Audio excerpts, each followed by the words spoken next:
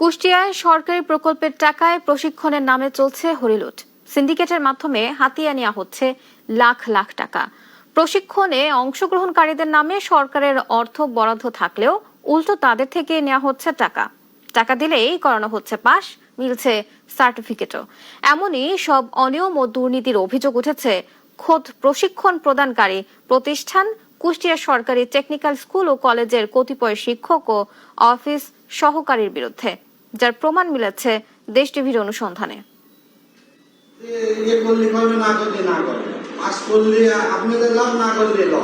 এটি কুষ্টিয়া সরকারি technical school ও কলেজের শিক্ষক তুষার হোসেন ও অফিস সহকারী নাইম ইসলামের শিক্ষার্থীদের কাছ থেকে অনৈতিক সুবিধা আদায়ের দৃশ্য। ফেল করানোর ভয় দেখিয়ে এভাবেই পরীক্ষায় অংশ নেওয়া শিক্ষার্থীদের কাছ থেকে নেওয়া হচ্ছে জনপ্রতি ৩,০৫০ টাকা।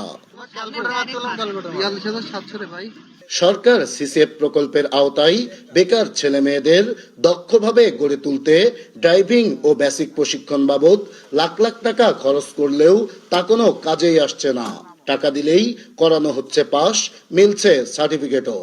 ড্রাইভিং আমাদের পাস করার জন্য ৩,০৫০ টাকা করে দেওয়া লাগে। টাকা দিলেই ভালো স্টুডেন্ট খারাপ স্টুডেন্ট যে কেউ পাস করে। এখানে উনি আলাদাভাবে ডেকে নিয়ে বলছে যে তোমাদের টাকা দিতে হবে, টাকা না দিলে তোমরা ফেল করবা, এই জন্য টাকা দেয়া লাগছে। ডপ টেস্ট আছে, তারপর লাইসেন্সের টাকা আছে, লার্নারের টাকা আছে, এটাও সরকার আমাদেরকে দিবে।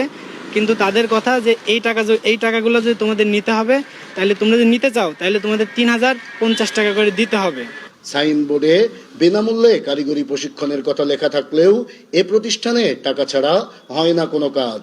আর এ অনিয়মের সঙ্গে সরাসরি জড়িত প্রতিষ্ঠানটির শিক্ষক তুষার হোসেন, অফিস সহকারী নাইম ইসলাম সহ কতিপয় শিক্ষক। অভিযোগ শিক্ষার্থীদের। তুষার স্যার এবং নাইম স্যার যে আমাদেরকে বলছে যে টাকা যদি না দাও তাহলে আমরা তোমাদেরকে পাসও করাবো না, এরকম সরকার থেকে যে বাজেট আসে বাজেটও আমরা তোমাদেরকে দেবো না। টাকার কথা বলেছিল রিয়াদ স্যার, ঠিক আছে, রিয়াদ স্যার বলেছিল, রিয়াদ স্যার টাকা নেয়নি, টাকা দিচ্ছে হচ্ছে নাইমের কাছে দিচ্ছে। দেশ টিভির অনুসন্ধানে এসব দুর্নীতি ও অনিয়মের প্রমাণ মিললেও বিষয়টি অস্বীকার করছেন অভিযুক্তরা। না, তো আমরা তো এরকম কোনো কিছু তো বলতে পারি না। আমাদের সরকারি প্রতিষ্ঠান, কেন টাকা নিব আমরা? এটা সম্পূর্ণ মিথ্যা কথা। আমাদের এখানে কোর্সটা সম্পূর্ণ ফ্রি। তবে এমন অনিয়মের সঙ্গে জড়িতদের বিরুদ্ধে তদন্ত সাপেক্ষে কঠোর ব্যবস্থা নেওয়ার আশ্বাস দিয়েছেন প্রতিষ্ঠানটির অধ্যক্ষ। কঠোর পদক্ষেপ নেব, যদি এটা বাস্তব সত্য হয় তাহলে এর তো কোনো নাই, অবশ্যই নেব।